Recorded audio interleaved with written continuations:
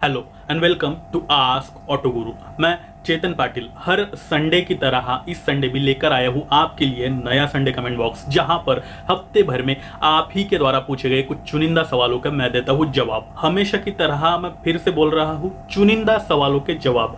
ऐसा इसलिए क्योंकि कई सारे सवाल आते हैं, उन सभी को इस छोटे वीडियो में इंक्लूड करके आपके जवाब देना पॉसिबल नहीं है। इसीलिए जो मुझे अच्छे लगे, जिनसे आपको कुछ नया सीखने को मिलता है, ऐसे ही कुछ सवाल मैंने उठाए हैं जिनका जवाब यहाँ पे आपको मिलने वाला है। बाकी लोग नाराज ना हो, फिर किसी वीडियो में आपका भी सवाल लिया जाएगा।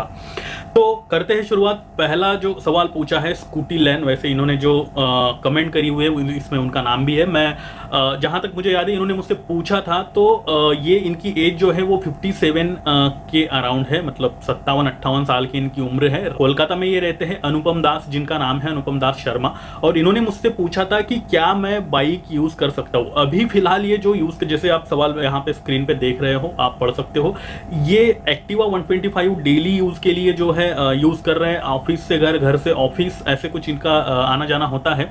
और इन्होंने पूछा है कि क्या मैं बाइक यूज कर सकता हूं। अनुपम दास शर्मा जी, ये आप ही का सवाल नहीं है, कई सारे लोग हैं जिनका सवाल ये भी होता है। तो यहां मैं बताना चाहूंगा, देखो ये डिपेंड करता है आपकी हेल्थ कैसी है। हेल्थ यानी कि आपकी जो पूरी की पूरी बॉडी है वो आपको कितनी सपोर्ट करती है। कुछ लोग होते हैं जो 70, 80, 85, 90 एज तक भी पूरी तरह से अच्छे रहते हैं, खुद के पैरों पे चलते, बिना बैसाखी के वो चलते हैं, बिना किसी सपोर्ट के चलते हैं, अच्छी खासी उनकी हेल्थ रहती है, और वो उस उम्र में भी अच्छा खासा काम कर लेते हैं। यानी कि अपने खुद के काम हो या फिर किसी और के काम हो, पूरा पूरा अच्छे खासे जो भी है उनकी हेल्थ अच्छी रहती है, संभाल लेते हैं। कुछ लोग होते हैं जो 55 या फिर 60 के एज के आसपास ही उनको फिर बैसाखी शुरू हो जाती है, कुछ ऑपरेशंस वगैरह हुए रहते हैं शरीर में अलग अलग जगह पे, तो ऐसा होता है। अब ये पूरी चीजें डिपेंड करती है खुद की हेल्थ पे, आप कितना हेल्दी हो। दूसरी चीज, अब आपको बाइक चलाने में कोई दिक्कत नहीं है। अगर आप हेल्दी हो, बेहतर है, आप चल सकते हो खुद के पैरों पे, अच्छी खासी आपकी हेल्थ है, बात करते वगैरह वगैरह सारी चीजें, तो बाइक आप यूज कर सकते हो। लेकिन ज्यादा धूप में यूज ना करें, उसके बाद ज्यादा बारिश में यूज ना करें, ऐसे कुछ चीजें होती है। और फिर आप लॉन्ग राइड बिल्कुल ना करें। 20-25 किलोमीटर बहुत है, उससे ऊपर अगर आपकी हेल्थ आपको अलाउ करती हो तो डेफिनेटली आप यूज कर सकते हो। अब सवाल ये है कि बाइक कौन सी चाहिए। देखो, स्कूटी डेफिनेटली ये बेहतर ऑप्शन है। स्कूटर जैसे कि आप अभी होंडा का यूज कर रहे हो, ये काफी अच्छी चीज है। यूनिसेक्स गाड़ी है, घर में लेडीज और जेंट्स दोनों चला सकते हैं। फिर चाहे होंडा का रहे, चाहे टीवीएस का रहे, चाहे सुजुकी का रहे, या फिर किसी और कंपनी का ही क्यों ना हो, स्कूटर बेहतर ऑप्शन है। इसके अलावा अगर आप गियर वाली गाड़ी में जाना चाहते हो तो मैं आपको 100 एंड 110 सीसी सेगमेंट ही जो है यहाँ पे प्रेफर करना चाहूंगा। क्योंकि ये गाड़ियां वजन में हल्की होती है। ट्रैफिक में क्या होता है कि आपको रुकना पड़ता है, फिर दोनों पैर नीचे रखने पड़ते हैं। जैसे स्कूटर्स हल्के होते हैं, वैसे गाड़ियां भी ये 100-110 सीसी सेगमेंट की जो है हल्की होती है, तो पैर रखने पड़ते हैं। वैसे में फिर हेवी गाड़ी अगर है तो इधर उधर बैलेंस जा सकता है, पीछे कुछ रखा है, किसी को बिठाया है, तो ऐसे में फिर घुटनों में दर्द होने लग जाता है, या फिर कभी कभी गलती से पैर भी मुड़ने के चांसेस होते हैं। ऐसा हुआ है, ये मैं मन की नहीं सुना रहा हूँ, ऐसा मार्केट में हुआ है। खैर, तो इन सभी चीज़ों को आप एक बार आपके हेल्थ के हिसाब से मैं कहूँगा कंपेयर करो, उसके बाद फिर गाड़ी लो। 100-110 सीसी में कई सारी गाड़ी आती है। प्लेटिना आती है, कंफर्टेक, उसके बाद होंडा की लिवो आती है, उसके बाद हीरो की अपनी एक स्प्लेंडर आती है, काफ़ी अच्छी गाड़ी है। अगर आपकी हाइट ज़्यादा है, वेट ज़्यादा है, तो आप पैशन या फिर ग्लैमर ले सकते हो, या फिर टीवीएस की रेडियन भी एक अच्छी गाड़ी है, वो भी आप ले सकते हो। आई होप मैंने आपके सवाल का जवाब काफ़ी अच्छे से दे दिया। वो फिर भी कुछ सवाल है तो आप फिर से कमेंट कर सकते हो। बढ़ते हैं आगे। और नेक्स्ट क्वेश्चन मिशेल योगी, इनका ऐसा कुछ नाम था, उन्होंने पूछा था, क्या मैं पल्सर को हायाबुसा में कन्वर्ट करना चाहूँ तो क्या ये लीगल है या फिर ये इलीगल है। देखो, ऐसा है योगी जी, आपने सवाल तो पूछा है, काफ़ी अच्छा है। ये सवाल बहुत लोगों का होता है कि मैं मेरी गाड़ी का लुक चेंज कर रहा हूँ, या फिर ये आगे का जो बोनट है फ्रंट में वो अलग चेंज कर देता हूँ, चाहे कार हो बाइक हो, हेडलाइट चेंज कर देता हूँ, या पूरी पूरी बॉडी का जो शेप है वो चेंज कर देता हूँ, तो क्या इलीगल रहेगा इलीगल रहेगा। देखो, सिंपल सी मैं कहूँगा चीज़ है, थिंक है, अगर ऐसा कोई भी चेंजेस आपने शोरूम से जब गाड़ी ली और वो उसी हालत में रजिस्टर्ड कराई, हालत यानी कि उसी जैसे दिखती थी वैसी की वैसी आपने रजिस्टर्ड कराई हुई है आपके नियरेस्ट आरटीओ स्टेशन में, तो अगर रोड पे वो गाड़ी अब और वो फिर वो पूरी की पूरी आरसी बुक वैसे ही बन जाती है जैसे आपकी गाड़ी है, उसका पूरा उसमें वर्णन होता है, पूरा एक कच्चा चिट्ठा होता है आरसी बुक में, वैसे समझ में नहीं आता लेकिन बहुत कुछ होता है उसमें। तो वो है।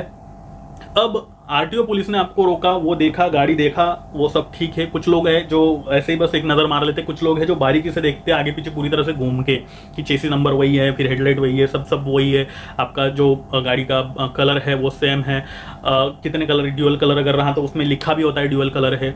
तो जैसी आपने शोरूम से उतारी, रजिस्टर्ड कराई, वैसी ही रोड पे चलनी चाहिए, दैट इज लीगल। उसके अलावा अगर कुछ और अलग दिखता है उस गाड़ी में, यानी आरसी बुक के अगेंस्ट गाड़ी दिख रही है, दैट इज इलीगल। सिंपल सी चीज है।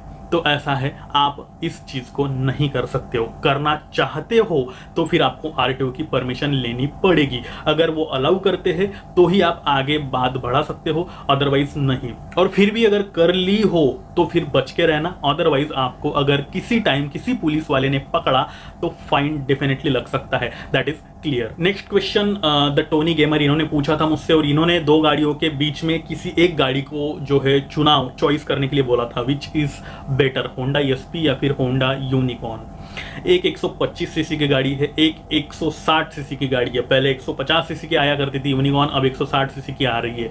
काफी लेजेंडरी बाइक है, बेहतर बाइक है। प्राइस में भी दोनों का फर्क है। देखो कुछ यूजेस है जो मैं बता रहा हूं, अगर आपका यूज वैसा है तो वो आपके लिए बेटर है। पहला, अगर आपका सिर्फ सिटी में चलना होता है, माइलेज आपको ज्यादा से ज्यादा चाहिए, आपको ज्यादा लॉन्ग राइड नहीं करनी पड़ती है, आपका एक नॉर्मल यूज है, मतलब अप डाउन यूज है आपका, एक 50-55 किलोमीटर का है जाना फिर आना, जैसे ऑफिस यूज होता है और भी लोगों का कुछ यूज होता है, या फिर मार्केटिंग का काम है, आप सिटी में ही घूमते हो, गाँव में ही घूमते हो, ऐसा कुछ है तो शाइन ले लो। अगर इसके अगेंस्ट में आपका लंबा यूज होता है, आपको हाईवे पे राइड करनी पड़ती है बार बार, आपका जो है वो कुछ कॉर्नरिंग वगैरह, आप इंथुजियास्ट हो, गाड़ी को चलाने में स्पीड रिक्वायर्ड है आपके लिए, तो आप यूनिकॉर्न ले लो। बस यही है। इन दोनों में से जो यूज आपका है, जो पर्पज आपका है, उस हिसाब से दोनों में से किसी एक गाड़ी को आप चॉइस कर सकते हो। दोनों ही होंडा की गाड़ियां हैं, दोनों ही जैपनीज टेक्नोलॉजीज के इंजन लगे हुए हैं इसमें, तो फिर रिलायबिलिटी का कोई सवाल ही नहीं उठता। बेहतर गाड़ियां हैं और उसमें भी यूनिकॉर्न का इंजन मैं कहूँगा थोड़ा सा ज़्यादा अच्छा सस्टेन करेगा। ऐसा क्यों? क्योंकि ये काफ़ी टेक्निकल चीज़ें हैं, बनाते वक्त प्राइस भी वैसी लगाई गई है उसकी, इसीलिए उतनी महंगी है वो। तो उस हिसाब से वैसा मटेरियल उसके अंदर यूज़ करा गया है। जैसे कि आप समझ लो एमआई का फ़ोन है और फिर आईफोन है, दोनों में फ़र्क है। वैसे दोनों सेम काम करते हैं लेकिन प्राइजेस में फर्क है। क्यों है? तो मटेरियल का फर्क है अंदर और फिर क्वालिटी का फर्क है, वो चीजें होती है। इसका ये मतलब नहीं है कि एसपी खराब है, एसपी भी काफी अच्छी बाइक है, एसपी भी बेहतरीन बाइक है और मार्केट में चल भी रही है। वो 125 सीसी सेगमेंट में माइलेज का किंग कहा जाता है इस एसपी को। टायर्स थोड़े से पतले है, आप ज़्यादा कॉर्नरिंग वगैरह नहीं कर सकते हो। बारिश के दिनों में स्कीड वीड होने के चांसेस यहाँ आए रहते हैं, आए भी है कुछ लोगों को, तो ये भी चीज़ें आप कंसिडर करना।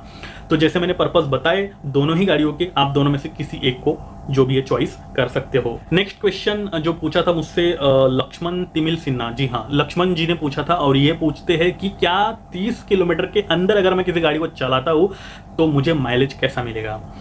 फिर मुझे लगता है यूनिकॉर्न पे ये सवाल पूछा गया था या फिर शाइन पे, चलो कोई नहीं, जो भी है कोई भी गाड़ी दुनिया की, आप टू व्हीलर में, इंडिया में अगर मैं बोलूँ इंडिया की, इंडियन रास्तों पे 30 किलोमीटर के अंदर अगर आप चलाते हो तो डेफिनेटली आपको माइलेज अच्छा मिलेगा। लेकिन कंडीशंस ये है, अगर आप मान लो आपकी 4 गियर की गाड़ी है या फिर 5 गियर की गाड़ी है तो 30 किलोमीटर तक चलाने के लिए मैं कहूँगा तीसरा या फिर चौथा गियर ही काफ़ी है। तीसरा गियर मैं कहूँगा काफ़ी है। तो अगर आप अंडर गियर 30 किलोमीटर पे गाड़ी चलाते हो तो माइलेज छोड़ दो, माइलेज नहीं मिलने वाला।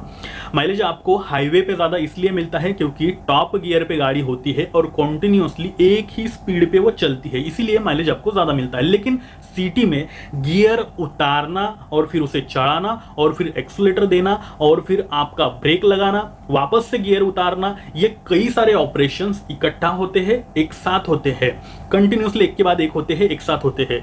और फिर ऐसे में क्या होता है कि आपको इंजन जो है, जो फ्यूल कंज्यूम करता है, उसकी जो क्वांटिटी है वो बढ़ जाती है क्योंकि इंजन की वर्किंग काफ़ी ज़्यादा हो जाती है उसमें। कम गियर में आप अगर गाड़ी चलाते हो, ट्रैफिक में ऑब्वियसली आपका पेट्रोल ज़्यादा लगता है। वो क्यों लगता है? इन्हीं ऑपरेशंस की वजह से।